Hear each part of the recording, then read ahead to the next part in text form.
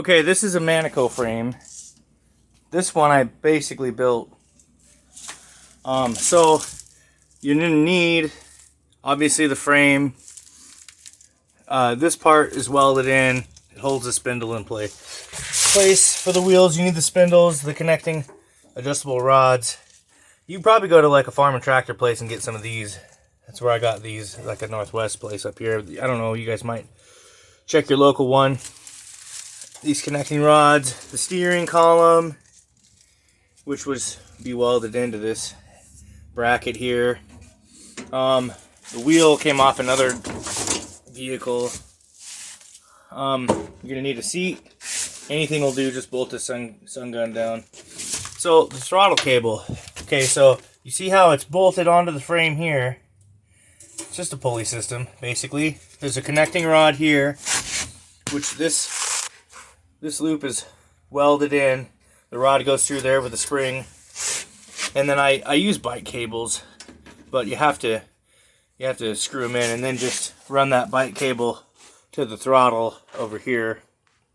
This was interesting because it got a brake. The brake pedal's on this side of this with a brake rod.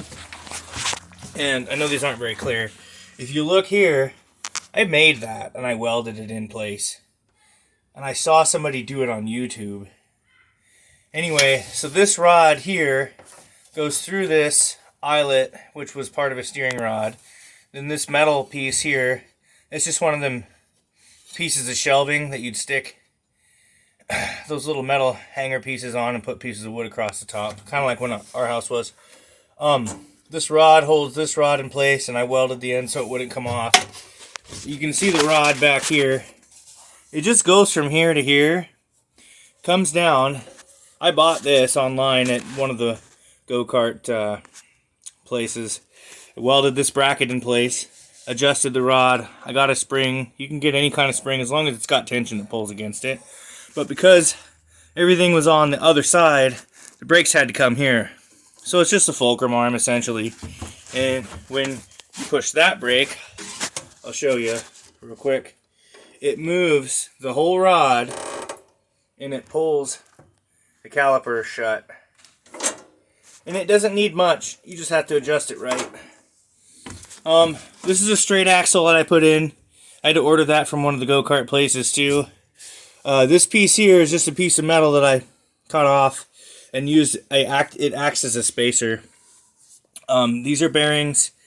These bearings that you put in the frame, you can get at pretty much any LNG ranch or farm store or whatever, and they're on both sides like that. This was not a straight axle, and I made it a straight axle. As far as the front wheels, these front wheels are just dolly tires. They don't matter.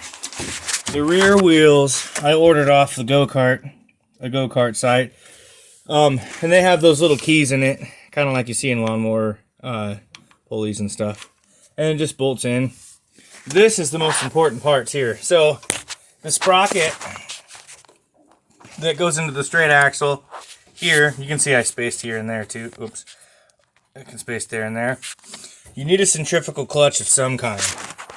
And the most important part of this, when you get it, is you have to make sure the centrifugal clutch matches the type of chain that you get, and that the chain also matches the sprocket. So if they're not compatible, you're going to have problems.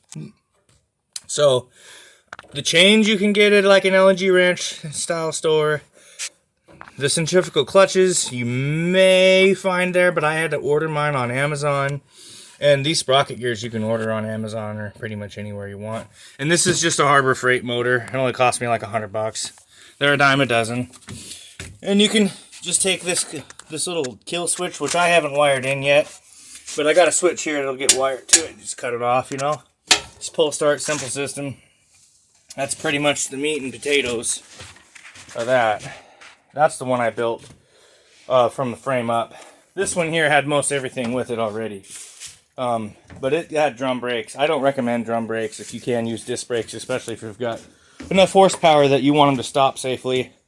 This one here I didn't do anything to, except this has a different type of centrifugal clutch system. This one, obviously you can see chain to sprocket. And over here, this is your centrifugal clutch system on the pulley. But the other one I showed you, they're easier to get a hold of. It's basically like a mini bike or motorcycle centrifugal clutch. So pretty simple.